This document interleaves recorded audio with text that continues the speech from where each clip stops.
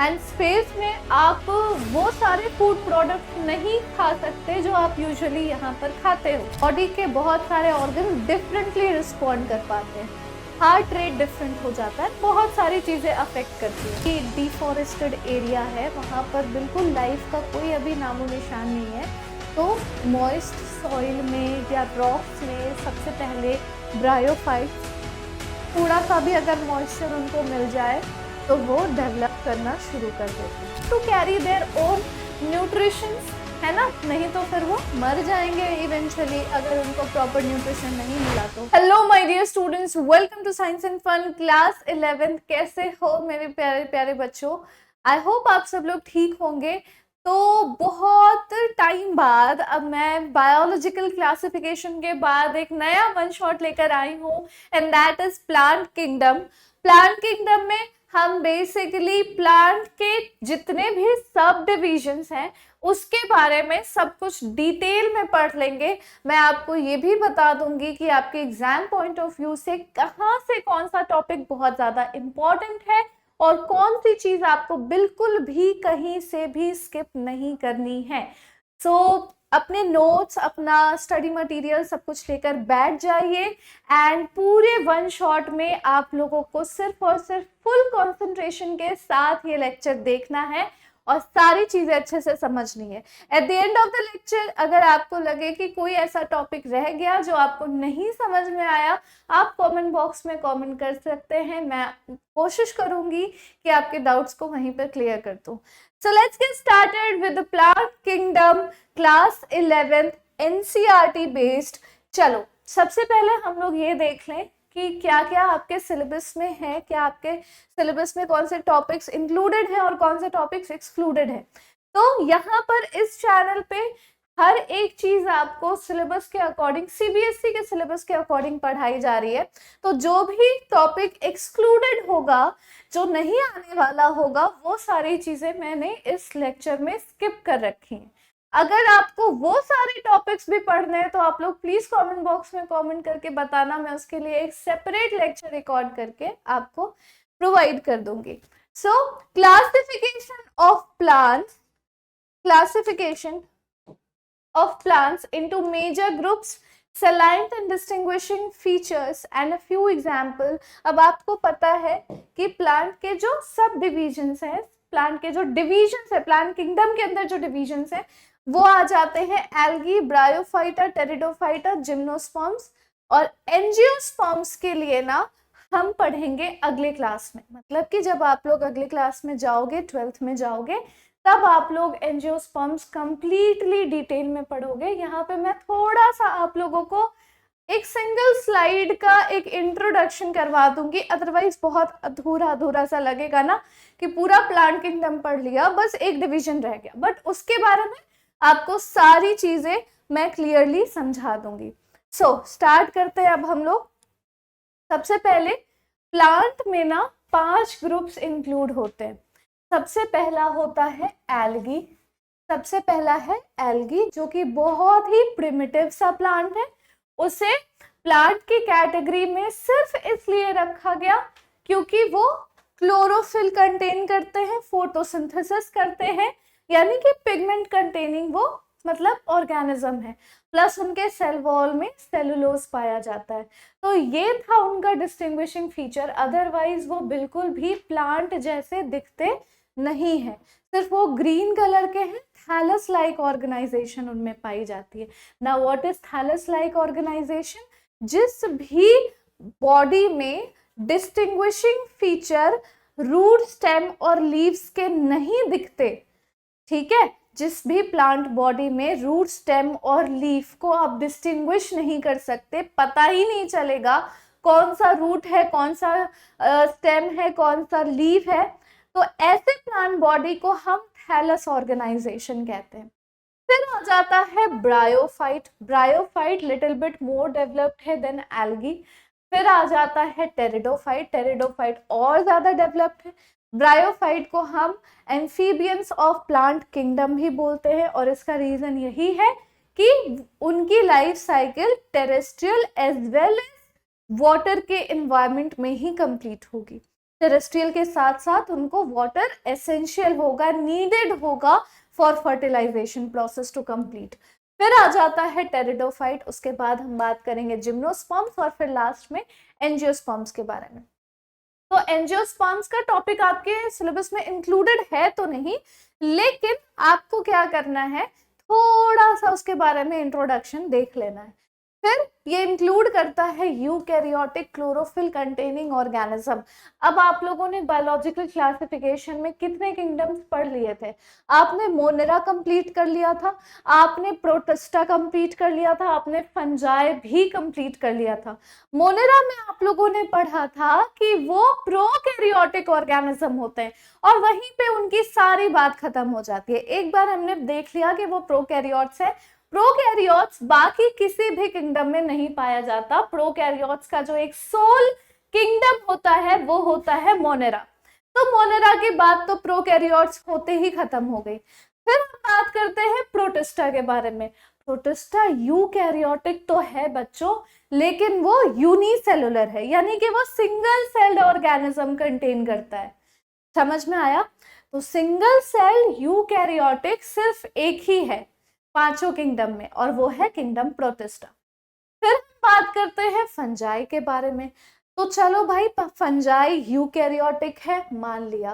Fungi multi cellular है, मान लिया। लेकिन फंजाई क्लोरोफिल नहीं कंटेन करता है। फंजाई कंप्लीटली हेटेरोट्रॉफिक ऑर्गेनिज्म है। फंजाई का न्यूट्रिशन इज लिमिटेड टू हेटेरोट्रॉफिज्म। वो ऑटोट्रॉफिक बिल्कुल भी नहीं है, खुद का फूड वो सिंथेसाइज नहीं कर सकता जैसे कि प्लांट्स कर सकते हैं। तो वो एक डिस्टिंग्विशिंग फीचर हो गया। अब हम बात करेंगे प्लांट्स के बारे में। तो ये भी यूकैरियोटिक ऑर्गेनिज्म इंक्लूड करता है, प्लस ये मल्टी सेलुलर है, ये मल्टी सेलुलर है। अदरवाइज यूकैरियोटिक क्लोरोफिल कंटेनिंग तो प्रोटिस्टा भी है। क्या डिफरेंस हुआ कि वो यूनिसेलुलर है और ये मल्टी सेलुलर है, और क्लोरोफिल कंटेन करने वाले ऑर्गेनिज्म है। कॉमनली हम इसको क्या कहते हैं? प्लांट्स कहते हैं। Commonly we call them as plants. अच्छा, बहुत ही सिली सा क्वेश्चन हो सकता है आपके एग्जाम में कभी पूछ ले, एग्जामिनर के दिमाग में पता नहीं कुछ भी चल सकता है, and they can ask a question कि डिफाइन प्लांट्स। तो डिफाइन प्लांट्स में भी आप क्या आंसर दोगे? That plants are those organisms who are multicellular, eukaryotic and contain chlorophyll in them so that they can do photosynthesis and all that। उसको elaborate करना है कर दो, बट ये दो तीन टर्म्स जो हैं, जो कीवर्ड्स हैं, ये आपको बोलना ही पड़ेगा। उन्हीं कीवर्ड से पता चलता है कि क्यों प्लांट्स प्लांट्स है और प्रोटिस्टा नहीं, क्यों प्लांट्स प्लांट्स है और मोनेरा नहीं। ठीक है, समझ में आ रहा है? चलो, A few members are partially heterotrophic such as insectivores। हाँ, कुछ insectivorous plants होते हैं जो heterotrophic भी होते हैं, कुछ parasites भी होते हैं जैसे कि कस्कूटा, ब्लैडरवर्थ, वीनस फ्लाईट्रैप, ये सब एग्जाम्पल्स है insectivorous plants के, और कस्कूटा है पैरासाइट। लाइफ साइकिल जो होती है प्लांट्स की, वो दो डिस्टिंक्ट फेजेस कंटेन करता है, डिप्लॉयड स्पोरोफिटिक फेज और हैप्लॉयड गैमेटोफिटिक फेज, और ये ऑल्टरनेट करता रहता है जनरेशन आफ्टर जनरेशन। मतलब हर एक जनरेशन में ये ऑल्टरनेट करता है, इसीलिए हम इसको ऑल्टरनेशन ऑफ जनरेशन भी बोलते हैं। सैडली आपके सिलेबस में ऑल्टरनेशन ऑफ जनरेशन या फिर ये फेजेस ऑफ लाइफ साइकिल, ये आपके सिलेबस में इंक्लूडेड नहीं है। देख लो, plant life cycle, alternation of generation, ये एक्सक्लूडेड है। तो हम इस वन शॉट में तो इसे नहीं पढ़ेंगे। बट आप लोग मुझे जरूर बताना, अगर आप सीबीएसई बोर्ड के नहीं हो, आप में से जो भी बच्चा सीबीएसई बोर्ड का नहीं है, आईसीएसई बोर्ड का है या स्टेट बोर्ड से बिलोंग करता है, और उनके सिलेबस में अगर ये सारे टॉपिक्स हैं, तो प्लीज मुझे बता देना। मैं इसका एक सेपरेट टॉपिक का एक वीडियो बनाकर फिर चैनल पर अपलोड करवा दूंगी। So let's get started with algae. बहुत ही ज्यादा इंपॉर्टेंट। अच्छा, एल्गी शुरू करने से पहले अगर मैं थोड़ी चीजें आप लोगों को याद दिला दूं पिछले लेक्चर की, पिछले चैप्टर की, बायोलॉजिकल क्लासिफिकेशन की, तो हमने क्या क्या पढ़ा था? सिस्टम पढ़ा था बायोलॉजिकल क्लासिफिकेशन का। उसमें आप लोगों ने पढ़ा था आर्टिफिशियल क्लासिफिकेशन सिस्टम, है ना। तो आर्टिफिशियल क्लासिफिकेशन सिस्टम में भी प्लांट का जिक्र किया गया था, और उसमें जब प्लांट की क्लासिफिकेशन हुई थी तो किस तरीके से हुई थी, हर्ब्स, श्रब्स, ट्रीज के बेसिस पर हुई थी कि कौन सा पौधा छोटा है, कौन सा थोड़ा सा बड़े हाइट का है, कौन सा बहुत ज्यादा बड़े हाइट का है। तो इस बेसिस पे क्लासिफिकेशन हुआ। उसके बाद और भी बहुत सारे बेसिस थे क्लासिफिकेशन के, मॉर्फोलॉजिकल कैरेक्टरिस्टिक्स थी।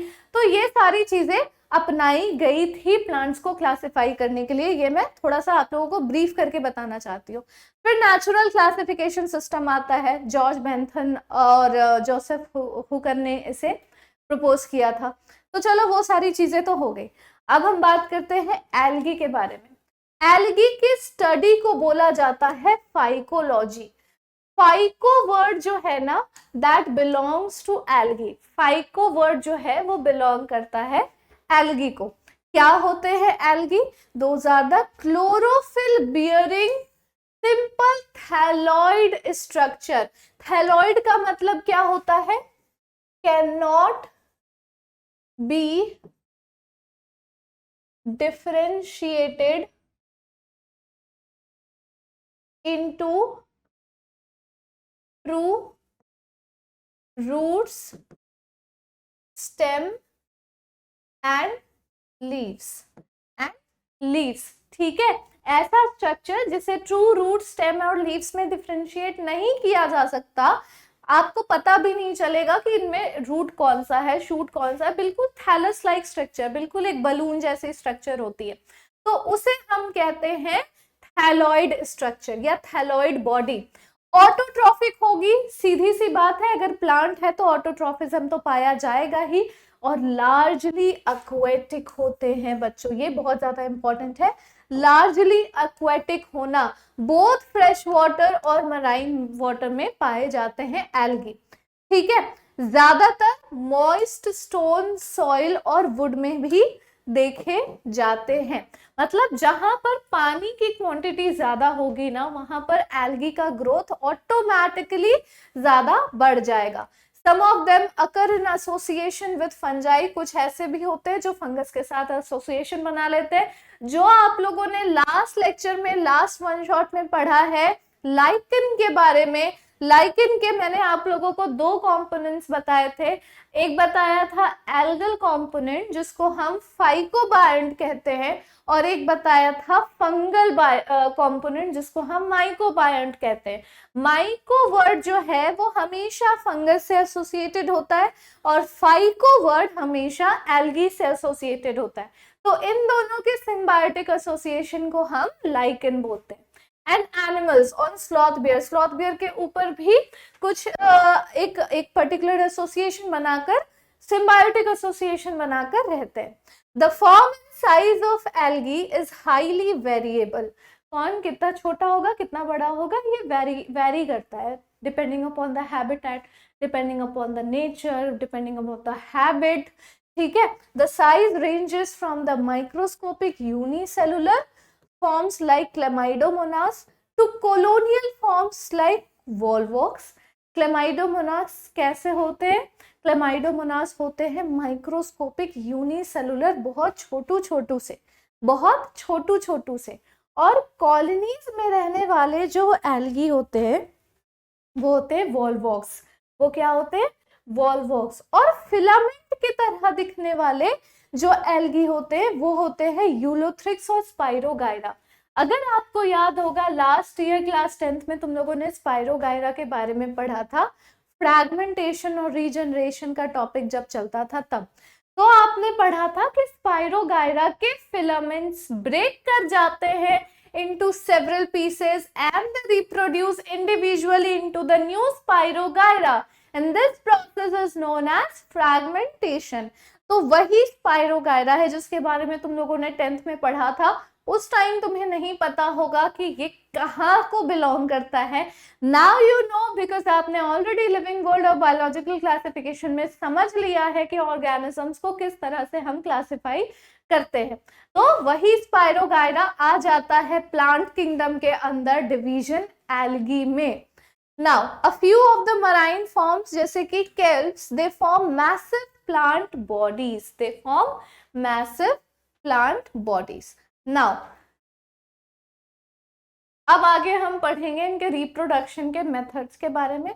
तो वेजिटेटिव रिप्रोडक्शन जब इनमें होती है तो वो फ्रैगमेंटेशन के थ्रू होती है। जस्ट एग्जाम्पल क्या है, स्पाइरो गायरा, अभी थोड़ी देर पहले हमने पढ़ा ये, है ना। Each fragment develops into a thallus, हर एक फ्रैगमेंट ब्रेक होकर एक नया इंडिविजुअल फॉर्म कर जाती है। अगर ये सेक्सुअल रिप्रोडक्शन हो रहा है ना तो स्पोर फॉर्मेशन के थ्रू होगा, छोटे छोटे स्पोर्स बनेंगे। एग्जाम्पल, ज़ूस्पोर बनेगा जो कि सबसे ज्यादा कॉमन होता है, और कभी कभी वो फ्लैजेलेटेड होते हैं, यानी उनमें फ्लैजला पाई जाती है। अगर उनमें फ्लैजला पाई जाएगी तो इसका मतलब है कि वो एल्गी मोटाइल है, वो मोटिलिटी कर सकता है। And on germination give rise to new plants, फिर जब वो जर्मिनेट हो जाते हैं तो वो नए प्लांट्स को पैदा कर देते हैं।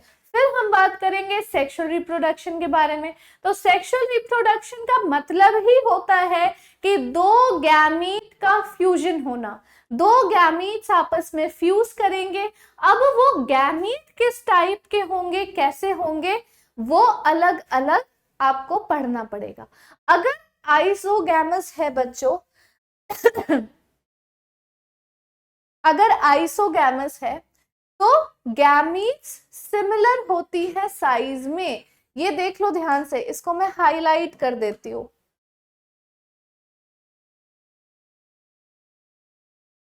ये अच्छे से दिख रहा है ना? अच्छा नहीं लग रहा ना देखने में? ऐसे ऐसा तो बिल्कुल नहीं अच्छा लग रहा। येलो से करें, ठीक है, चल जाएगा फिर भी। तो जो गैमीट सिमिलर होती है साइज में उनको हम आइसोगैमस कहते हैं।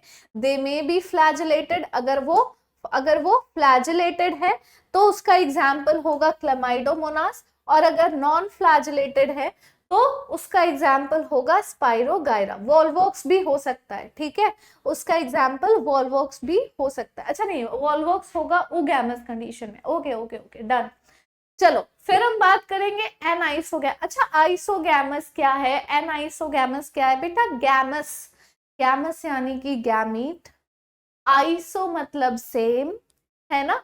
तुम लोगों ने पढ़ा होगा ना, iso hetero, hetero means different, iso means same. तो अगर दो गैमीट्स जिनका फ्यूजन होने वाला है, वो दो गैमीट्स आपस में सिमिलर साइज के हैं तो they are known as isogamous. अगर वो दो गैमीट्स सेम साइज के नहीं है, डिफरेंट है, एक छोटा है एक बड़ा है, तो they will be known as anisogamous. Fusion of two gametes dissimilar in size. तो कुछ स्पीशीज जो क्लेमाइडोमोनास के होते हैं वो एनाइसोगैमस भी होते हैं, वो एनाइसोगैमस भी होते हैं। फिर हम बात करेंगे ओगैमस कंडीशन। तो fusion between one large non motile female gamete and a smaller motile male gamete, उसी को ओगैमस बोला जाता है। ऊ वर्ड जो है ना, ऊ वर्ड का मतलब होता है एग, ऊ का मतलब होता है एग, ठीक है। तो जिस तरह से ह्यूमंस में फीमेल गैमीट को एग कहते हैं और वो साइज में बड़ी होती है और वो नॉन मोटाइल होती है, उसमें कोई फ्लैजला वगैरह नहीं पाया जाता। और वहीं अगर मेल गैमीट को देखो तो मेल गैमीट फीमेल के कंपैरिजन में बहुत छोटा होता है, उनमें फ्लैजला भी पाया जाता है, मतलब टेल होता है ना स्पर्म में, तो वो मोटाइल भी होते हैं and they are very small in size and they are not in round size, they are not spherical, they are just flagellated, ठीक है। तो उसी तरीके से ओगैमस कंडीशन जो एल्गी में होती है, जिससे वॉल्वॉक्स में पाया जाएगा, फ्यूकस में पाया जाएगा, उनमें जो दो अलग अलग गैमीट्स हैं, मेल और फीमेल गैमीट्स, उनमें एक फीमेल गैमीट होगी जो लार्ज होगी और नॉन मोटाइल होगी, नॉन फ्लैजिलेटेड होगी, और जो स्मॉल गैमीट है वो मेल गैमीट होगा, फ्लैजिलेटेड होगा, ठीक है, और मोटाइल होगा। अगर फ्लैजिला है तो मोटाइल होगा और फ्लैजिला नहीं है तो नॉन मोटाइल होगा। इसको भी मैं हाईलाइट कर देती हूँ ओगैमस कंडीशन को। One large non motile female gamete and a smaller motile male gamete, ठीक है। चलो नेक्स्ट अब हम लोग आ जाते हैं बेनिफिट्स ऑफ एल्गी में। एल्गी के क्या क्या बेनिफिट्स होते हैं, एल्गी के क्या क्या बेनिफिट्स होते हैं। तो अगर फोटोसिंथेसिस कराया जाए तो they can fix nearly half of the total CO2। They can fix, यहाँ पर देख लो मैं हाईलाइट ही करूंगी इस चीज को,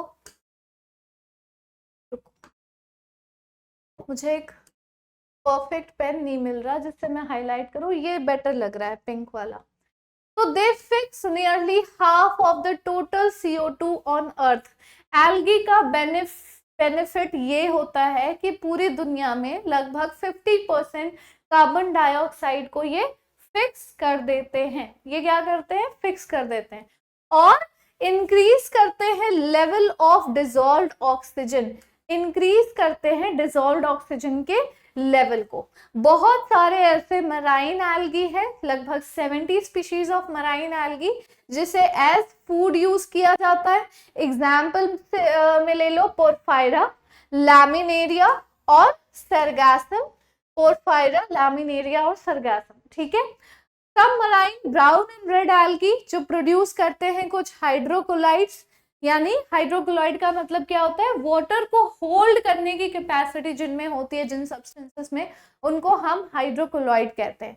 एग्जाम्पल के तौर पे देख लो एल्गिन है, जिसे जो ब्राउन एल्गी होता है, कैराजिनिन है, रेड एल्गी, ये कमर्शियली यूज किए जाते हैं, ऐसे प्रोडक्ट्स में रखे जाते हैं जिनको वाटर से बचाना होता है, जिनको वाटर से बचाना होता है। ऐसे प्रोडक्ट्स के पैकेजिंग मटेरियल में इनको यूज किया जाता है ताकि ये वाटर को ज्यादा से ज्यादा होल्ड कर सके, मॉइस्चर को होल्ड कर सके। बहुत सारे कमर्शियल प्रोडक्ट्स ऐसे होते हैं जिनको अक्रॉस कंट्रीज ट्रैवल करना पड़ता है, एक कंट्री से दूसरी कंट्री वो जाते हैं। तो ऐसे कंडीशन में बहुत सारे products can encounter moisture, can encounter water. So इस कंडीशन में इस तरह के एल्गी को यूज किया जाता है so that they can hold maximum amount of water and moisture, और फिर उससे वो प्रोडक्ट सेफली बच जाए। Now okay, so they are also primary producers and basis of the food cycle of all aquatic animals। अभी मैंने आप लोगों को बताया कि मेन जो नेचर हैबिटेट है एल्गी का, वो एक्चुअल में क्या है, वो एक्चुअल में aquatic है। सबसे ज्यादा एल्गी aquatic ही होता है। तो अगर वो aquatic है तो वो फोटोसिंथेसिस करेगा and they will become the primary producer in the ocean, they will become the primary producer in the ocean। ठीक है, एक चीज समझो, लास्ट लेक्चर में तुम लोगों ने पढ़ा था डायटम्स के बारे में, जिसके बारे में लिखा हुआ था chief producers of the ocean, और यहाँ पर लिखा हुआ है primary producer and the basis of food cycle of all aquatic animal. दोनों में थोड़ा सा स्लाइट डिफरेंस है, ठीक है, दोनों में आप लोगों को कंफ्यूज नहीं करना बिल्कुल भी। फिर हम बात करेंगे अगार अगार, जिसको एक्सट्रैक्ट किया जाता है जेलिडियम और ग्रेसिलेरिया से, और यूज किया जाता है माइक्रोब्स को ग्रो करने के लिए या आइसक्रीम्स एंड जेलीज बनाने के लिए। किसी भी तरह के प्रोडक्ट को थिक करने के लिए जो हम कोई चीज मिक्स करते हैं ना, वो एक्चुअल में अगार अगार होता है। ठीक है, आइसक्रीम बनानी है, जेलीज बनाना है, तो हमें क्या करना होता है, उस पर्टिकुलर लिक्विड में, सिरप में अगार अगार ऐड करना पड़ता है, आफ्टर सम टाइम वो सॉलिडिफाई हो जाती है। ठीक है, तो थिकनिंग एजेंट की तरह से या कोई भी चीज को सॉलिडिफाई करने के लिए हम लोग अगार अगार यूज करते हैं। नाउ क्लोरेला और स्पाइरुलिना ये यूनिसेलुलर एल्गी हैं जो रिच होती हैं प्रोटीन्स में and are used as food supplement even by space travellers. ध्यान से सुनना, क्लोरेला और स्पाइरुलिना ग्रीन एल्गी होते हैं ये। स्पेस में ना जो एस्ट्रोनॉट्स जाते हैं स्पेस में, वो तुम लोगों की तरह टिफिन लेकर नहीं जाते, दाल चावल रोटी सब्जी पैक कर लिया और चले गए, ऐसा नहीं कर सकते, because they have to live their up to almost 6 months or 8 months or not maybe even for a year, है ना। तो स्पेस ट्रैवलर्स का कितना ड्यूरेशन स्पेस में बीतेगा ये कुछ भी फिक्स नहीं होता, but they have to carry their own nutritions, है ना, नहीं तो फिर वो मर जाएंगे इवेंचुअली अगर उनको प्रॉपर न्यूट्रिशन नहीं मिला तो।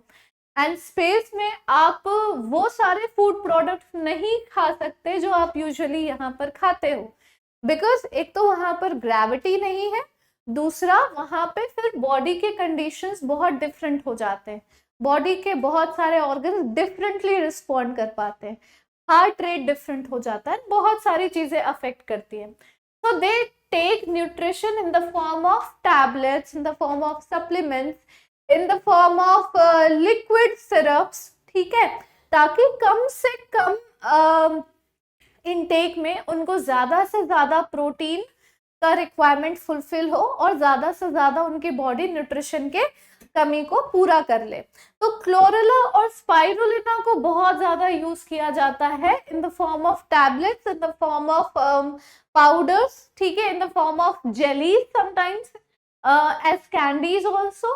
तो these are a source of great source of protein. Fine. Now algae include करती हैं 3 classes, chlorophyci, chlorophyci, phaeophyci और rhodophyci. chlorophyci हम कहते हैं ग्रीन एल्गी को,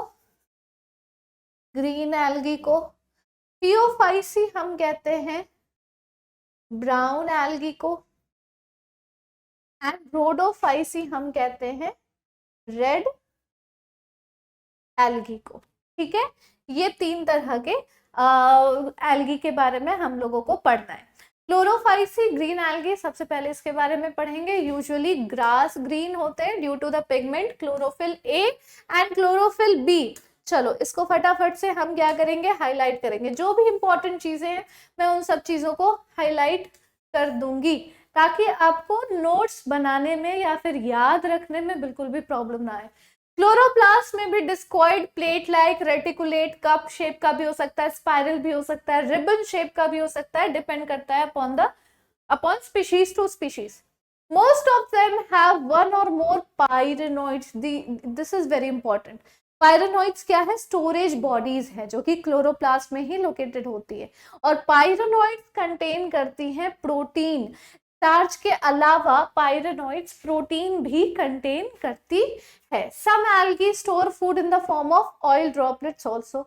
इनके पास रिजिड सेल वॉल होता है जो बना होता है इनर लेयर ऑफ सेलुलोज से और आउटर लेयर ऑफ पेक्टोज से. इनर लेयर में सेलुलोज और आउटर लेयर में पेक्टोज इनमें पाई जाती है. Some common form green algae are chlamydomonas, volvox, ulothrix, spirogyra and chara. तो ये एग्जाम्पल्स तो आप लोगों को छोड़ना ही नहीं है, ये तो आप लोगों को याद रखना ही रखना है चाहे कुछ भी हो जाए. ठीक है, चलो अब हम बात करेंगे इसके रिप्रोडक्शन के मेथड के बारे में. चलो लिखो.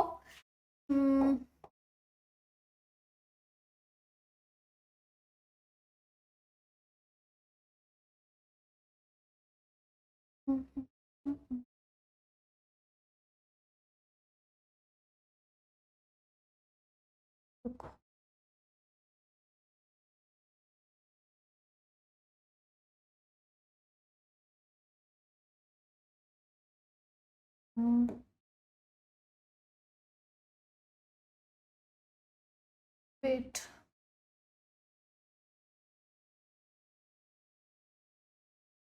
क्या हो रहा है?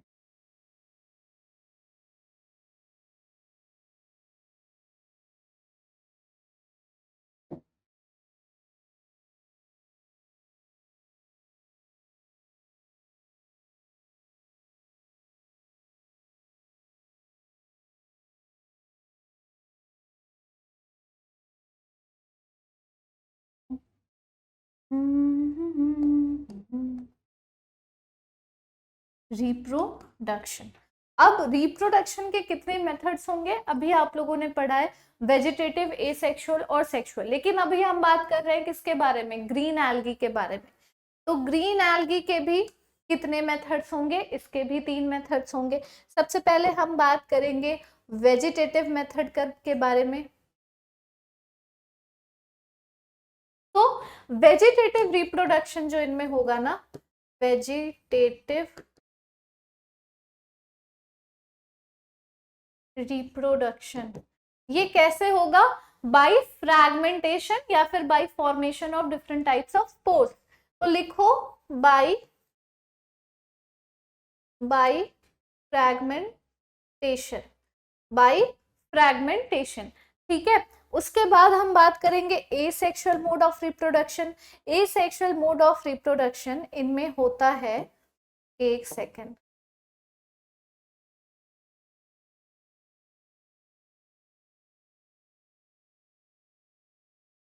एसेक्सुअल रिप्रोडक्शन किस वे में होगा? बाय फ्लैजेलेटेड ज़ूस्पोर्स जो प्रोड्यूस होती हैं ज़ूस्पोरेंजिया में।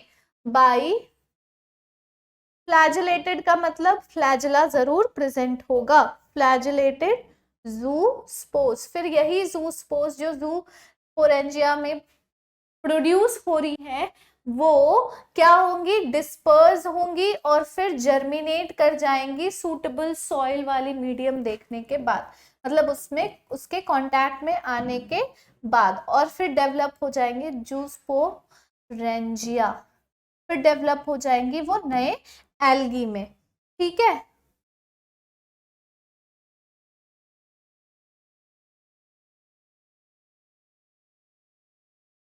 लास्ट हम बात करेंगे सेक्सुअल रिप्रोडक्शन के बारे में। तो सेक्सुअल रिप्रोडक्शन कैसे होगा? सेक्स सेल का फॉर्मेशन होगा और वो सेक्स सेल्स आइसोगैमस भी हो सकते हैं, एनाइसोगैमस भी हो सकते हैं और ऊगैमस भी हो सकते हैं। Sexual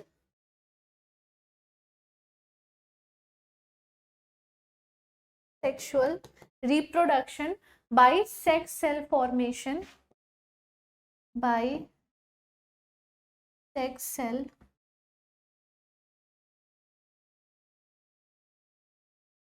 by sex cell formation, and they can be isogamous and may be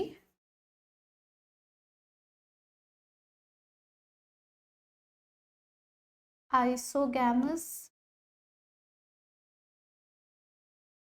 oogamous, isogamous, oogamous और anisogamous, anisogamous। डन है? ठीक है, आप लोगों को यहाँ तक तो क्लियर हो रहा होगा। आगे अब हम बढ़ेंगे ब्राउन एल्गी के बारे में, that is phaeophyceae. Brown algae vary करते हैं कलर में from olive green to brown, depend करता है अमाउंट क्योंकि डिपेंडिंग अपॉन कि कितना अमाउंट ज़ैंथोफिल पिगमेंट का प्रेजेंट है। Xanthophyll is a group of pigments जिसमें से चीफ पिगमेंट होती है एक फ्यूकोजैंथीन जो ब्राउन कलर के लिए रिस्पॉन्सिबल होती है, फ्यूकोजैंथीन। ज़ैंथोफिल, फिल इज फिल क्या है? फिल जहां पे भी आ जाए, जैसे क्लोरोफिल, ज़ैंथोफिल, तो ये क्या होते हैं? ग्रुप ऑफ पिगमेंट्स होते हैं। जैसे क्लोरोफिल के अंदर ए बी सी इतने सारे आ जाते हैं ना, वैसे ज़ैंथोफिल के अंदर भी बहुत सारे पिगमेंट्स आ जाते हैं, बट उनमें फ्यूकोजैंथीन नाम का जो पिगमेंट है वो बहुत ही चीफ और इंपॉर्टेंट होता है। नाउ इनमें फूड जो स्टोर्ड होती है एज कॉम्प्लेक्स कार्बोहाइड्रेट वो इन द फॉर्म ऑफ लैमिनेरिन या मैनिटॉल के फॉर्म में पाई जाती है। ठीक है, लैमिनेरिन या मैनिटॉल। वेजिटेटिव सेल्स में सेल्यूलोजिक वॉल होगी, यूजुअली कवर्ड होगी आउटसाइड एक जिलेटिनस कोटिन ऑफ एल्गिन से। तो ये एल्गिन वर्ड जो है वो आपको सिर्फ और सिर्फ ब्राउन एल्गी या फिर फियोफाइसी में ही देखने को मिलेगा। प्रोटोप्लास्ट इनका कंटेन करता है प्लास्टिड, सेंट्रल वैक्यूल और nucleus. Now plant body attach होती है एक सबस्ट्रेटम से, उस सबस्ट्रेटम में से अटैच होने वाले स्ट्रक्चर को होल्ड फास्ट कहते हैं, एक स्टॉक जैसी स्ट्रक्चर जिसको हम स्टाइप कहते हैं, और लीफ जैसा दिखने वाला स्ट्रक्चर को हम फ्रॉन्ड कहते हैं। ये आप लोगों को याद रखना है। यहाँ पे हर जगह लिखा हुआ है leaf like structure, stem like structure. क्यों? क्योंकि ये थैलस ऑर्गेनाइजेशन है, इसमें आपको ट्रू रूट्स, स्टेम और लीव्स देखने को नहीं मिलेंगे। इनके एग्जाम्पल्स है Ectocarpus, Dictyota, Laminaria, Sargassum, Fucus और केल्प्स। ठीक है, kelps is one of the largest algae, brown algae. Now अब इसके बाद भी हम लोग क्या देखने वाले हैं कि इसका रिप्रोडक्शन का मेथड कैसा होता है।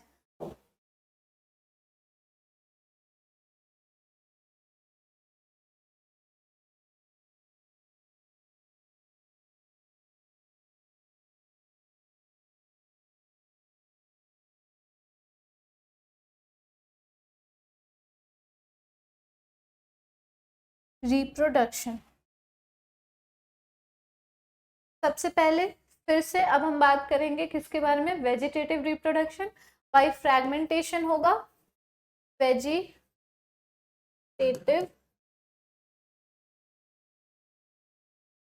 रिप्रोडक्शन बाय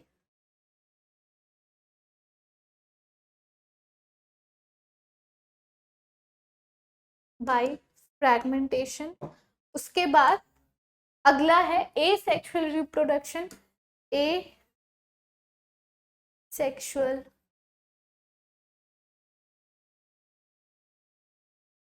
रिप्रोडक्शन कैसे, by pear shape biflagellated zoospores. इनमें बाई फ्लैजेलेटेड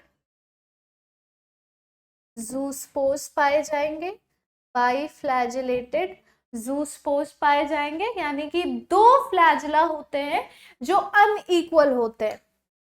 चलो उसके बाद हम बात करेंगे सेक्सुअल रिप्रोडक्शन के बारे में, जो फिर से आइसोगैमस, एनाइसोगैमस या ओगैमस टाइप का होगा। सेक्सुअल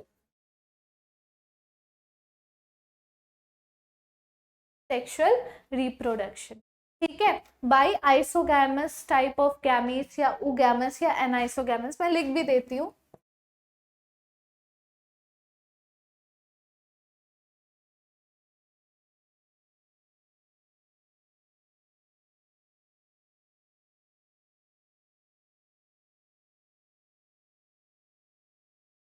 और ओगैमस। अब आगे हम चलते हैं लास्ट टाइप के एल्गी में, दैट इज रोडोफाइसी, जिसको रेड एल्गी भी बोला जाता है। रेड एल्गी की वजह से इसको रोडोफाइसी बोला जाता है।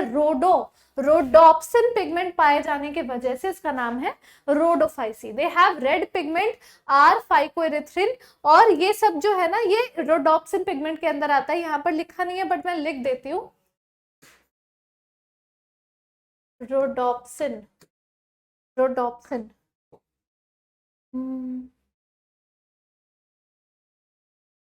ठीक है, found in marine water and in warmer areas. जो रेड थैलाई है most of the red algae की, वो मल्टी सेलुलर होते हैं। कुछ के कॉम्प्लेक्स बॉडी ऑर्गेनाइजेशन पाई जाती है। फूड स्टोर्ड होता है in the form of floridean starch, जो कि सिमिलर होता है माइलोपेक्टिन और ग्लाइकोजन से इन द स्ट्रक्चर। और इसके एग्जांपल्स हैं पॉलीसिफोनिया, पोरफायरा, ग्रेसिलेरिया और जेलिडियम।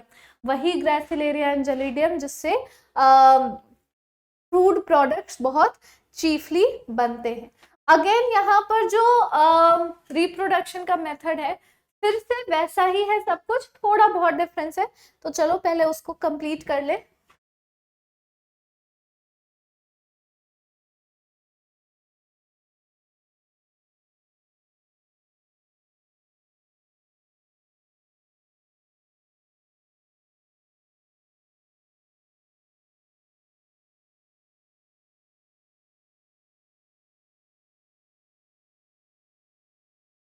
रिप्रो चलो सबसे पहले हम बात करेंगे वेजिटेटिव रिप्रोडक्शन की, जो कि होता है by fragmentation. Vegetative reproduction bye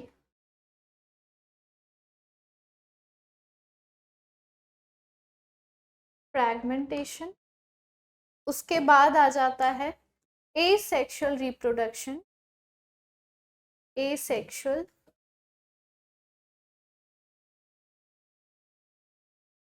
asexual reproduction by non motile spores. यहाँ पर नॉन मोटाइल स्पोर्स देखने को मिलते हैं। By non motile spores. और फिर तीसरा है सेक्सुअल रिप्रोडक्शन।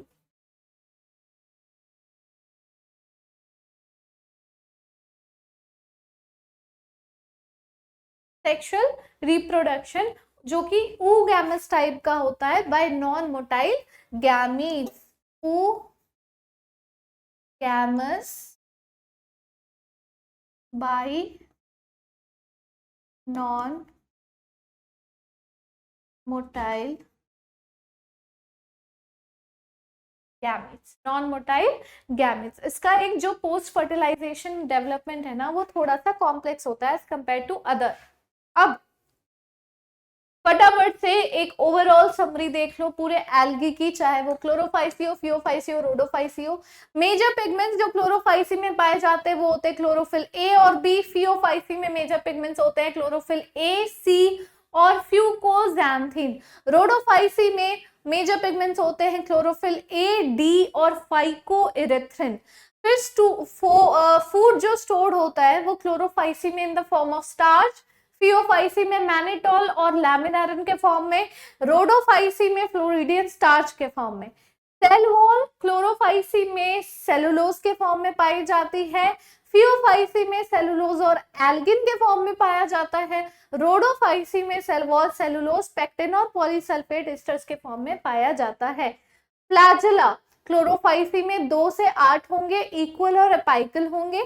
फियोफाइसी में 2 अनइक्वल और लेटरल होंगे और रोडोफाइसी में कोई फ्लैजेला नहीं होता, फ्लैजेला एब्सेंट होता है। Habitat chlorophyceae lives in fresh water, salt water और ब्रैकिश वाटर और phaeophyceae lives in fresh water, salt water and brackish water. Fresh water बहुत रेयर पाए जाते हैं एंड रोडोफाइसी कुछ पाए जाते हैं फ्रेश वाटर में, ज्यादातर सॉल्टी वाटर में एंड ब्रैकिश वाटर में। चलो now we are coming to bryophytes. We are coming to bryophytes. फटाफट से ये टॉपिक जल्दी से हम लोग कंप्लीट करेंगे। कॉमनली ग्रो होते हैं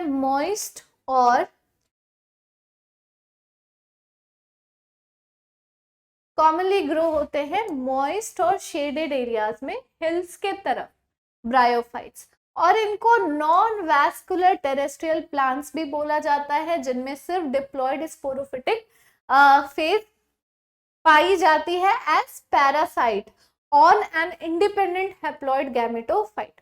हैप्लॉइड गैमेटोफाइट और डिप्लॉयड स्पोरोफाइट। स्पोरोफाइट हमेशा डिप्लॉयड होते हैं और गैमेटोफाइट हमेशा हैप्लॉइड होते हैं ब्रायोफाइट्स के केस में।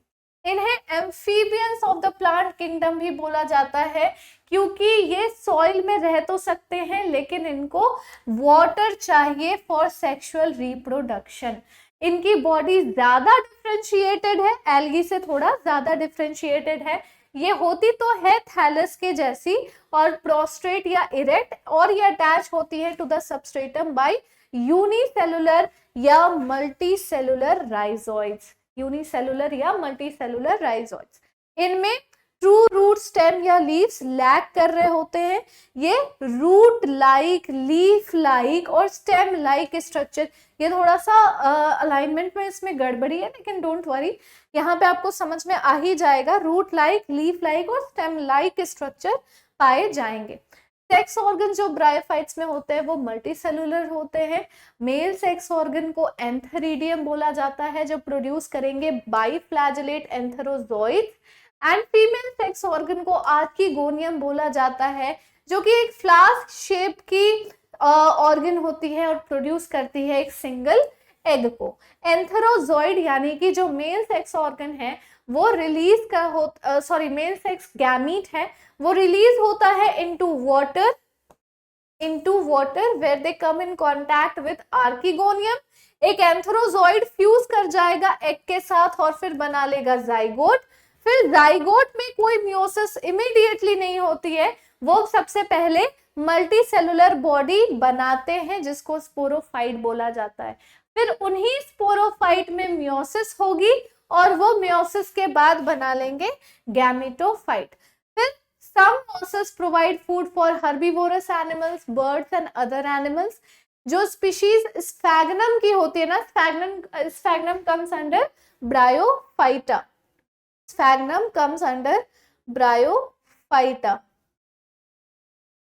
ठीक है। ये प्रोवाइड करती है पीट, ये प्रोवाइड करती है पीट।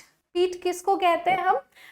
वो जो चारा जैसी चीज नहीं होती, घास टाइप का होता है दिखने में, मतलब पीट इज समथिंग लाइक कि इसे पैकेजिंग में एज अ मटेरियल यूज किया जाता है, ठीक है।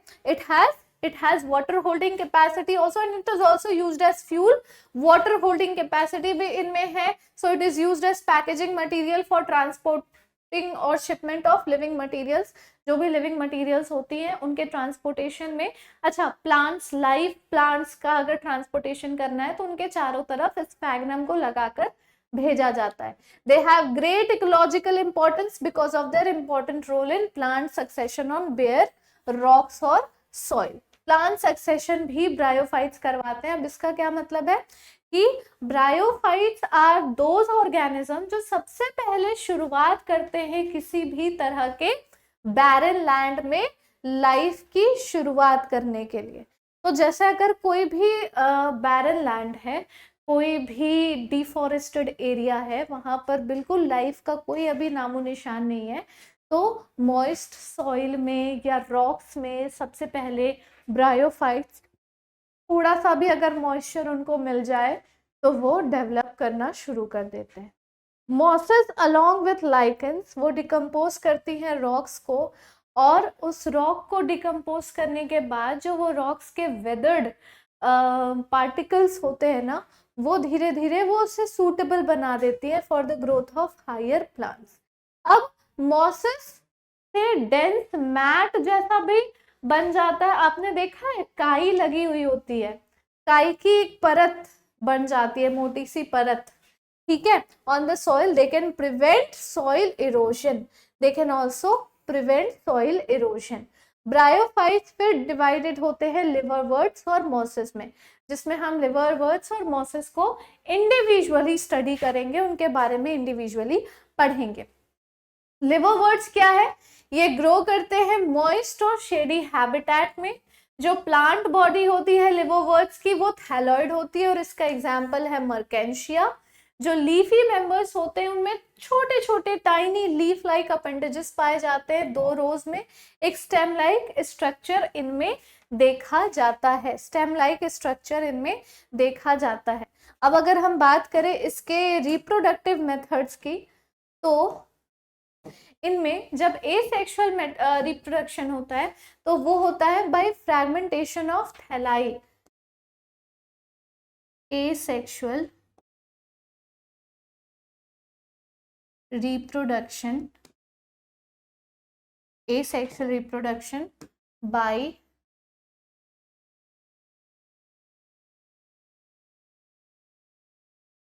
fragmentation of thalli, fragmentation of thalli, जिसका एग्जाम्पल है मर्केंशिया, इसका एग्जाम्पल है मर्केंशिया। या फिर कभी कभी जेमा का फॉर्मेशन भी होता है, और बाय द फॉर्मेशन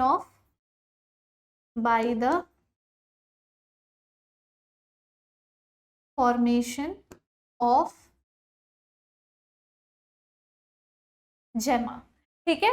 जेमा क्या है? Green multi cellular asexual birds होती हैं। लिखो यहां पर एसेक्सुअल बर्ड्स, एसेक्सुअल बर्ड्स होती हैं जो डेवलप होती है छोटे छोटे रिसेप्टिकल्स में, और उन्हीं छोटे छोटे रिसेप्टिकल को जेमा कप्स बोला जाता है। डेवलप्ड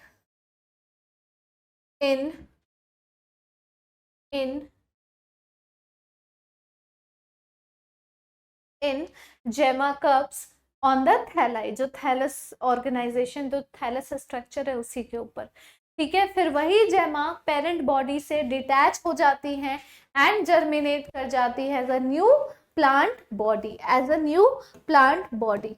फिर हम बात करेंगे सेक्सुअल रिप्रोडक्शन की।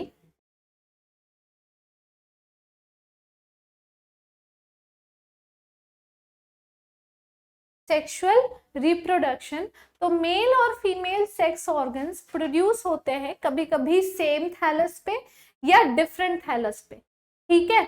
और स्पोरोफाइट फिर डिफरेंशिएट होती है फूड सीटा और कैप्सूल में। लिखो यहाँ पर mail and female, mail and female sex organ archegonium और एंथेरिडियम, ठीक है।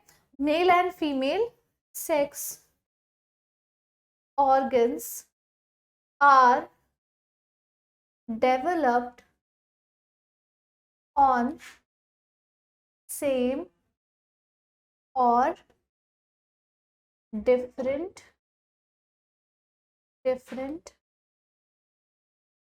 thalli.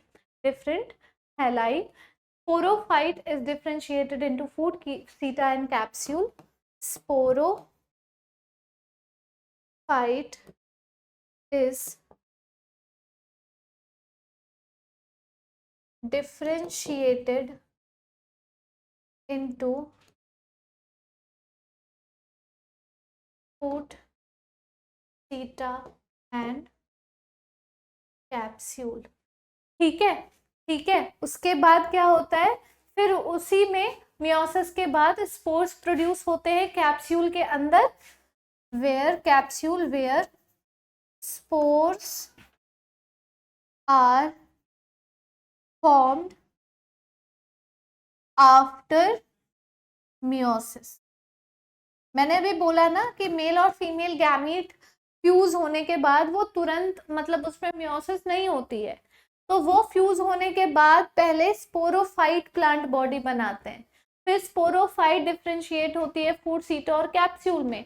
कैप्सूल के अंदर बहुत सारे स्पोर्स का प्रोडक्शन होता है बाय डूइंग मियोसिस, ठीक है। फिर वो स्पोर्स आगे चलकर जर्मिनेट कर जाते हैं और नया गैमेटोफाइट बना देते हैं। क्या बनाते हैं? नया गैमेटोफाइट। अब हम बात करेंगे लिवरवर्ट्स के। अच्छा, दिस इज लिवरवर्ट्स ओनली, ठीक है। तो इसको थोड़ा सा और इलेबोरेटिव तरीके से मैं तुम लोगों को बता देती हूँ। फिर क्या होता है ना कि जैसे मान लो कि ये गैमेटोफिटिक बॉडी है, ये क्या है?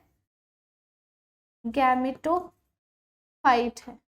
अब इस गैमेटोफाइट में हो सकता है सेम थैलस पे मेल और फीमेल पाए जाते हैं सेक्स ऑर्गन्स।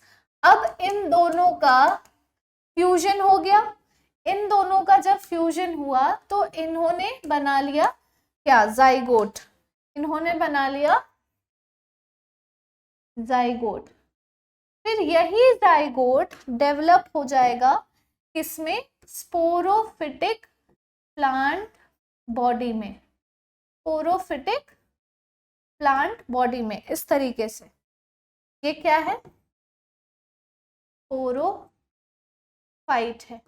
ये क्या है? कैप्सूल। और this is foot and this is सीटा। इसी कैप्सूल के अंदर बहुत सारे छोटे छोटे स्पोर्स प्रोड्यूस होंगे और फिर यही स्पोर्स आगे चल के जब जर्मिनेट करेंगे then they will be known as gametophyte. ये वही गैमेटोफाइट है जो यहाँ पर है, ठीक है। समझ में आया? तो इस तरीके से लाइफ साइकिल इन लोगों की कंटिन्यू होती रहती है। This is the liverwort.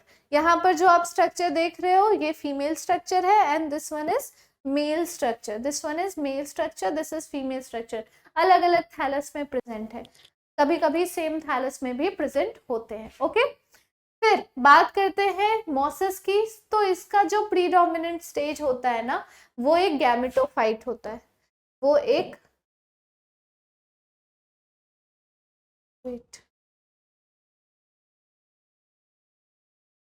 ये ज्यादा बेटर है।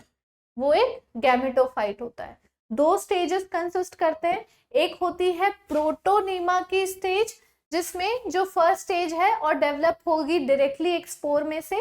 एक क्रीपिंग ग्रीन कलर का ब्रांच्ड और फ्रीक्वेंटली फिलामेंटस स्टेज होता है प्रोटोनीमा का स्टेज। फिर होता है इसमें वेजिटेटिव रिप्रोडक्शन फ्रैगमेंटेशन के थ्रू या फिर बडिंग के थ्रू, और सेकेंडरी प्रोटोनीमा में ये अकर करता है। लीफी स्टेज पाई जाती है जो सेकेंड स्टेज होती है, जो डेवलप होती है from the secondary protonema as lateral bud. ये कंसिस्ट करती है एक अपराइट सिलेंडर एक्सिस जो बियर करेगी spirally arranged leaves. They are attached to soil through something multicellular लिखा हुआ है, रुको देखती हूँ। थोड़ा सा यहाँ पर दिक्कत आ गया, पता नहीं कैसे यहाँ पर ऐसा होगा, पर मैं तुम्हें बताती हूँ, इसको हटा दो, इसे हटा दो, मैं तुम्हें प्रॉपर वे में समझाती हूँ कि कैसे इनमें प्रोटोनीमा स्टेज और लीफी स्टेज और बाकी स्टेजेस प्रेजेंट है। प्रोटोनीमा स्टेज, सबसे पहले तो इसमें प्रोटोनीमा की स्टेज पाई जाती है जो डायरेक्टली डेवलप होती है स्पोर से, डेवलप्स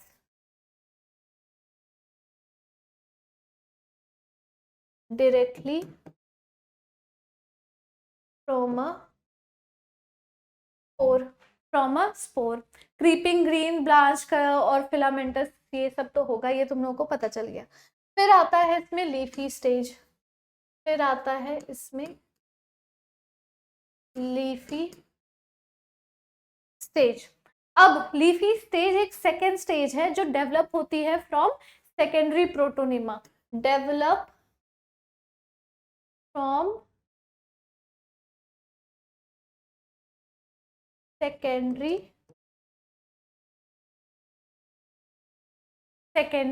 प्रोटोनीमा, ठीक है। अपराइट सिलेंडर एक्सिस होगी, बियर करेगी स्पाइरली अरेंज्ड लीव्स, अटैच होती है सॉइल से through multi cellular and branched rhizoids, attached to the soil through multicellular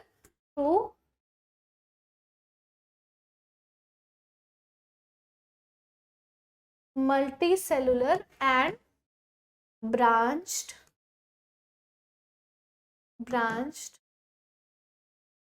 rhizoids, ठीक है। और यही स्टेज ऐसी स्टेज है जो सेक्स ऑर्गन्स बियर करती है। लिखो, दिस स्टेज बियर्स द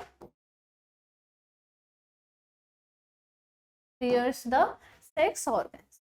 अब अगर हम बात करें रिप्रोडक्शन वाले मेथड के बारे में, तो अभी जैसा आप लोगों ने यहाँ पर देखा ना, ये वाला नहीं, सेक्सुअल रिप्रोडक्शन है, वेजिटेटिव कहाँ रह गया, यहाँ पे फ्रैगमेंटेशन और बडिंग होगी सेकेंडरी प्रोटोनीमा में। फिर अगर हम बात करें सेक्सुअल रिप्रोडक्शन के बारे में, तो जो एंथेरिडिया और आर्चिगोनिया है वो कहाँ पे प्रोड्यूस होते हैं, at the apex of leafy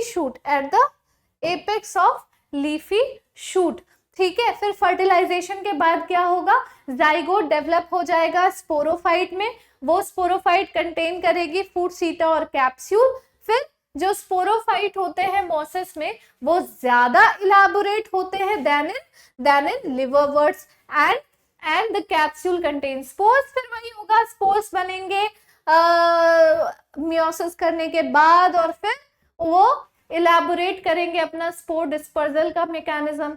और इन सब में एग्जाम्पल क्या है, फ्यूनेरिया, पॉलीट्रिकम और स्फैग्नम।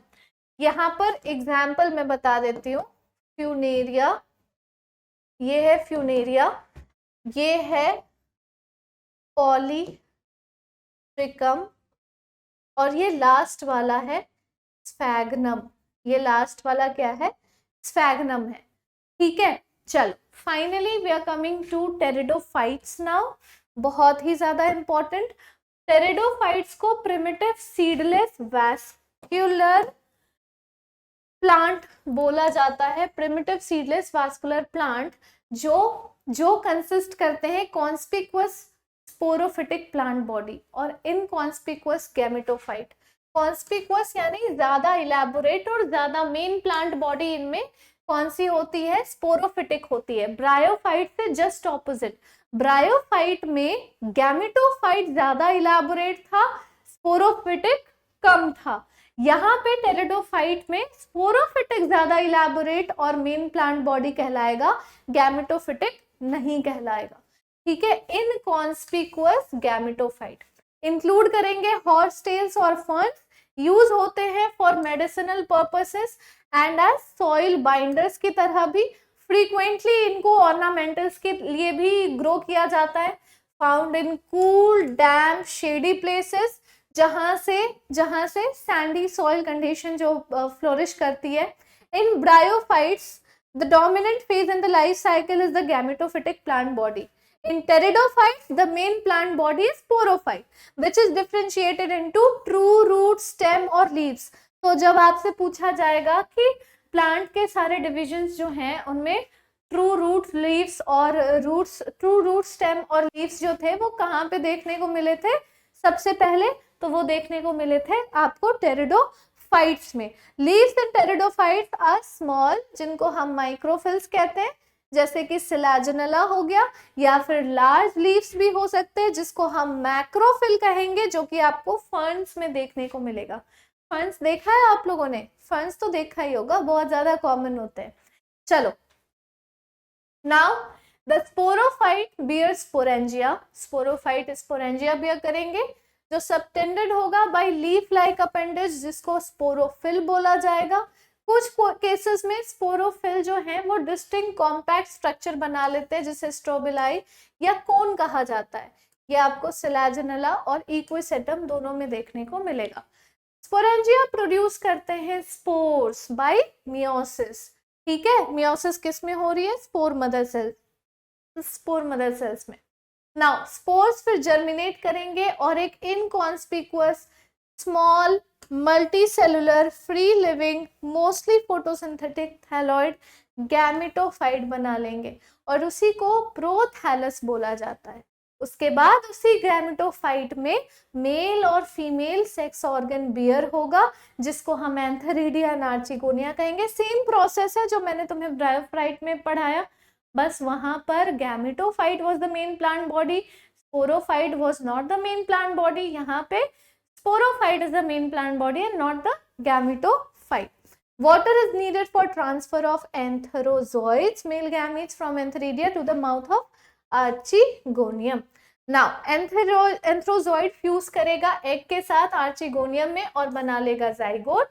फिर zygote प्रोड्यूस करेगी एक मल्टीसेलुलर वेल डिफरेंशिएटेड स्पोरोफाइट, जो कि क्या है, टेरिडोफाइट का डोमिनेंट फेज है। डोमिनेंट फेज को ही हम मेन प्लांट बॉडी बोलते हैं। डोमिनेंट फेज को ही हम क्या बोलते हैं, main plant body, main plant body.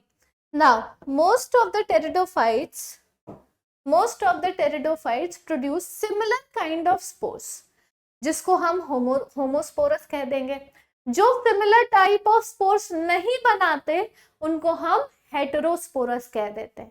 ठीक है, और वो दो तरह के स्पोर्स बनाते, एक मैक्रो और एक माइक्रो स्पोर्स। मैक्रो बड़ा स्पोर, माइक्रो छोटा spore, and they are known as heterosporous. Example selaginella और साल्विनिया। सिलाजिनेला और salvinia are the best examples of heterosporous plant, heterosporous pteridophyte. The megaspores and microspores germinate करेंगे and they will give rise to female and male gametophyte respectively. Megaspore germinate करके female gametophyte बना लेगा, microspore germinate करके male gametophyte बना लेगा। अब female gametophyte retain हो जाते हैं पेरेंट स्पोरोफाइट में कुछ समय के लिए, कुछ वेरिएबल पीरियड के लिए। With in female gametophyte zygote develop हो जाएंगे यंग एम्ब्रियोज में, और फिर ये इवेंट प्रिकर्सर होता है सीड हैबिट के लिए। अब आपको सीड हैबिट जिम्नोस्पर्म में देखने को मिलेगी, और यही एक वो था, जैसे अब आगे चल के तुम लोग इवोल्यूशन भी पढ़ोगे अगली क्लास में, ट्वेल्थ में जब जाओगे तो तुम लोग इवोल्यूशन पढ़ोगे कि कैसे एक ऑर्गेनिज्म से दूसरे ऑर्गेनिज्म बने। स्पीशीज का कैसे डेवलपमेंट हुआ, इवोल्यूशन हुआ, इवॉल्व किए वो। तो यहाँ पर यही चीज है कि टेरिडोफाइट से ही सीड हैबिट की शुरुआत हुई, जिसके वजह से जिम्नोस्पर्म्स में ओव्यूल्स या फिर सीड्स देखने को मिल गए। इंपॉर्टेंट स्टेप इन इवोल्यूशन लिखा हुआ है ना, इंपॉर्टेंट स्टेप इन इवोल्यूशन। ठीक है, अब इसके बाद हम क्या पढ़ेंगे कि टेरिडोफाइट्स के कौन कौन से 4 क्लासेस होते हैं।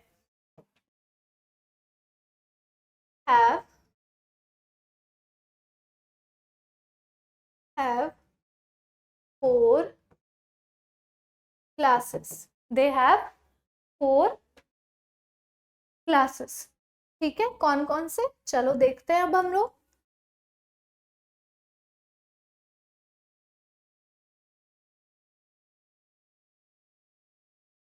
सबसे पहले होता है सिलोप्सिडा, सबसे पहले होता है क्लास 1 होता है सिलोप्सिडा।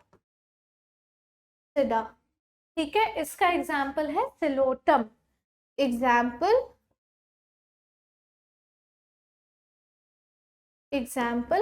सिलोटम। उसके बाद आ जाता है, उसके बाद सेकंड क्लास आता है लाइकोप्सिडा, जिसमें लाइकोपोडियम और सलाजिनला आ जाते हैं।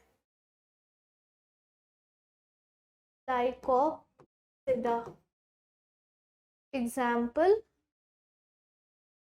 लाइकोपोडियम और सलाजिनला।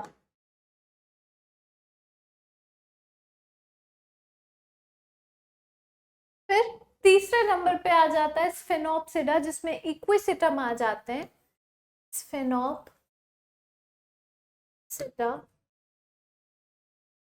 इक्विसिटम। और last but not the least, fourth number पे आ जाते हैं टेरोप्सिडा, जिसमें टेरिस या फिर टेरिस एडिएंटम और ड्रायोप्टेरिस आ जाएगा। टेरोप्सिडा, एग्जाम्पल टेरिस, ड्रायोप्टेरिस और एडिएंटम। ठीक है, तो ये सारे क्लासेस, डिफरेंट डिफरेंट क्लासेस होते हैं इसके।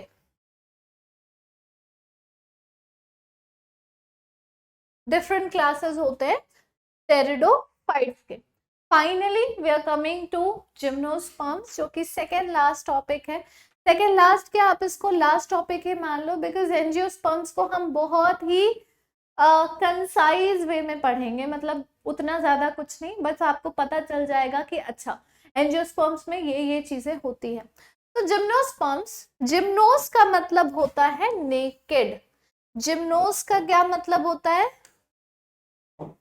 नेकेड। स्पर्मा का मतलब होता है सीड, यानी कि वो प्लांट जिनमें ओव्यूल इनक्लोज नहीं होते किसी भी ओवेरियन वॉल से, और वो एक्सपोज्ड होते हैं, ओव्यूल्स एक्सपोज्ड होते हैं, वो कवर्ड नहीं होते बिफोर एंड आफ्टर फर्टिलाइजेशन।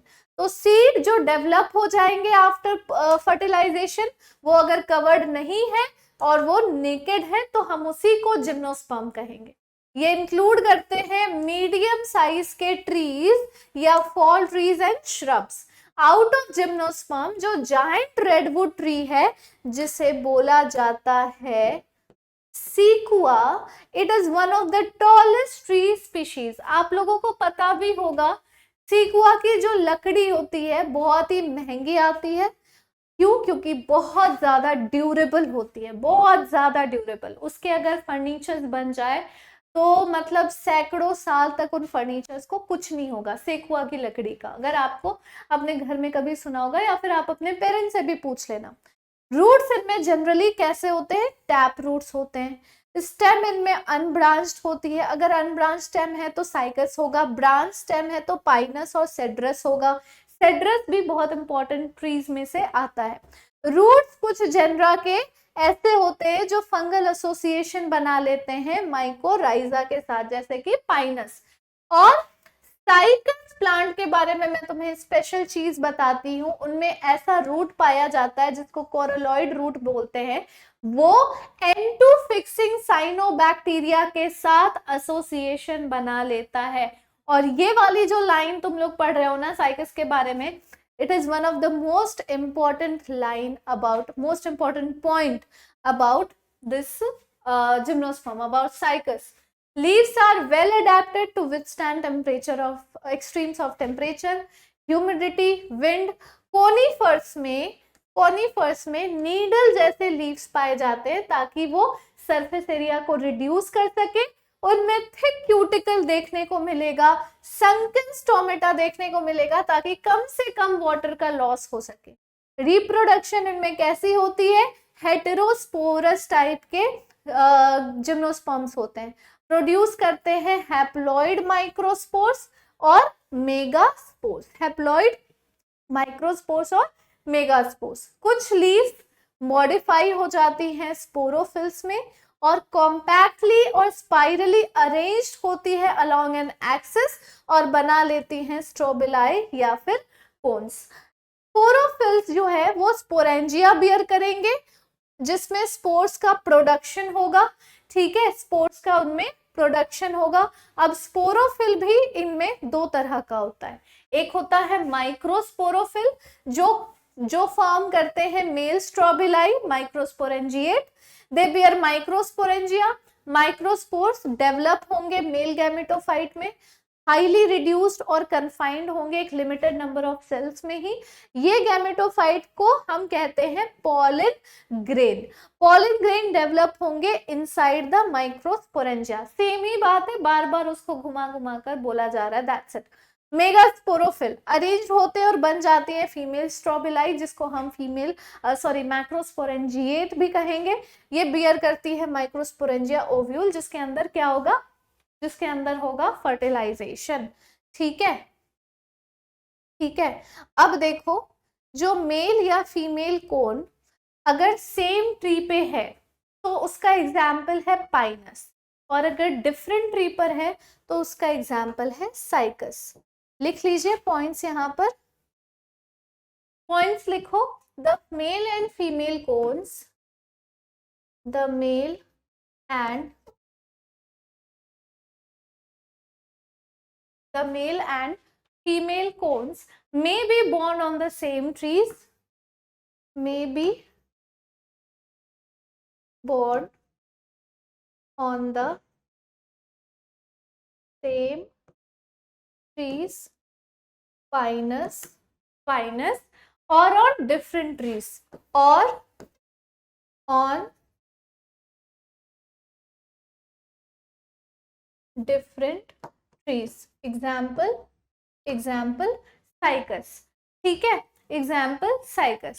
अब मेगास्पोर मदर सेल जो है वो डिफरेंशिएट होती है from one of the cells of nucellus. Megaspore mother cell, देखो ध्यान से देखो, मेगास्पोर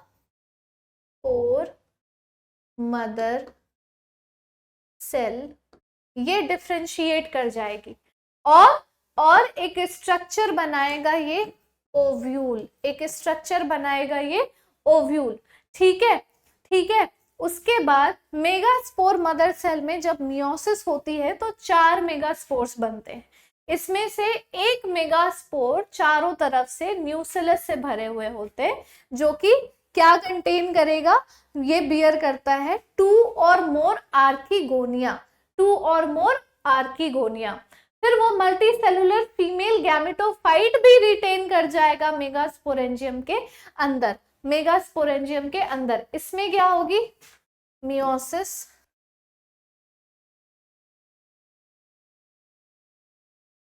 मियोसिस के बाद 4 मेगास्पोर्स बनेंगे। 4 मेगास्पोर्स तो बन जाएंगे, लेकिन होता क्या है, उसमें से एक ही मेगास्पोर एनक्लोज्ड होती है न्यूसिलस से और डेवलप हो जाती है फीमेल गैमेटोफाइट में। One of them develop into female female gametophyte, इसमें से एक फीमेल गैमेटोफाइट में डेवलप हो जाएगी जो बियर करेगा 2 और मोर आर्किगोनिया, बियर्स 2 और मोर, बियर्स 2 और मोर आर्किगोनिया। ठीक है, यहां तक क्लियर हो गया। So this was all about gymnosperms बच्चों। लास्ट है हमारा एंजियोस्पर्म्स, जिसको फ्लावरिंग प्लांट्स भी बोलते हैं। अभी तक आपने किसी भी डिवीजन में फ्लावर्स के बारे में किसी भी तरह का मेंशन होते हुए नहीं देखा होगा, क्योंकि सिर्फ और सिर्फ एंजियोस्पर्म ऐसे प्लांट्स होते हैं जिनमें फ्लावरिंग होती है, जिनमें फ्लावर्स प्रोड्यूस होते हैं। तो जो रिप्रोडक्टिव स्ट्रक्चर होता है ना, स्पेशलाइज्ड रिप्रोडक्टिव स्ट्रक्चर एंजियोस्पर्म में, उसी को फ्लावर बोला जाता है। इनमें सीड्स एनक्लोज्ड होती है, फ्रूट्स के अंदर सीड्स पाई जाती है, और ओवरी डेवलप करती है, फ्रूट में ओव्यूल डेवलप करता है, सीड में double fertilization is the main characteristic feature of angiosperm. Main characteristic feature of angiosperm, double fertilization. Pollination occur करता है with the help of insect, water, wind. ठीक है, बर्ड्स साइज में range करती है टाइनी माइक्रोस्कोपिक वुल्फिया से लेकर tall trees of eucalyptus तक। यूकेलिप्टस की ट्रीज लगभग 100 मीटर की लेंथ में होती है। They provide us with food, fodder, fuel, medicine and several other commercially important products. तो एंजियोस्पर्म के बारे में बाकी और सारी चीजें हम लोग पढ़ेंगे अगले साल, यानी कि 12th में। एक इंपॉर्टेंट सी चीज मैं आपको बता देती हूँ कि एंजियोस्पर्म भी आगे जाके डिवाइड हो जाता है डाइकॉट्स और मोनोकॉट्स में। डाइकॉट्स और मोनोकॉट्स। डाइकॉट्स क्या होते हैं? जिनमें ऐसी सीड्स जिनमें 2 कॉटलिडन्स होती हैं। Seeds having 2 cotyledons. Example mustard, bee, peas, etc. उसके बाद होते हैं दूसरे टाइप के मोनोकॉट्स। मोनोकॉटलिडनस भी बोल सकते हैं, मोनोकॉट शॉर्ट फॉर्म में बोल सकते हैं। यानी ऐसी सीड्स जो सिर्फ सिंगल कॉटलिडन बियर करेगी, जैसे ग्रासेस है, व्हीट है, राइस है। Seeds having 1 cotyledon. Example rice, wheat, grasses. तो ये बहुत ही कंसाइज वे में मैंने तुम लोगों को एंजियोस्पर्म करा दिया है, क्योंकि ये है नहीं तुम्हारे सिलेबस में। अगले साल हमें पढ़ना ही एंजियोस्पर्म पूरा का पूरा अच्छे से। इनफैक्ट 2-3 चैप्टर्स हैं एंजियोस्पर्म से ही रिलेटेड, अगले इस साल भी है और अगले साल भी है। ठीक है, तो वो सब तुम लोग पढ़ोगे। तो that was all for today बच्चों। आई होप आपको पूरा का पूरा प्लांट किंगडम का एक वन स्टॉप समरी मिल चुका होगा। कहीं पे भी कोई दिक्कत होगी तो मुझे जरूर बताना कमेंट बॉक्स में कमेंट करके। और अगर लेक्चर पसंद आया then please give a like, share करो अपने दोस्तों के साथ। See you in the next video. Take care, thank you so much and bye bye.